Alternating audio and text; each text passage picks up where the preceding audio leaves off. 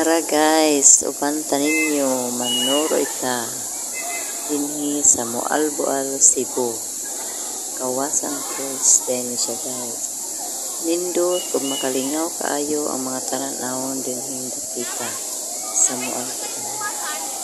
Daghan kaayo ang mga turista nga nag-anhi dining dapita, nagbisita diring dapita sa Kawasan Falls. Tungod sa sobrang kainit sa panahon diring dapita, gusto sa mga tao nga maghumul-humul diri sa tubig sa Kawasan Falls. Tungod kay ang tubig diri mura siyag nay ice, grabe kabugnaw kayo ang tubig diri. Sa makita ninyo daghan ikis na naghumul-humul diri nga nangaligo.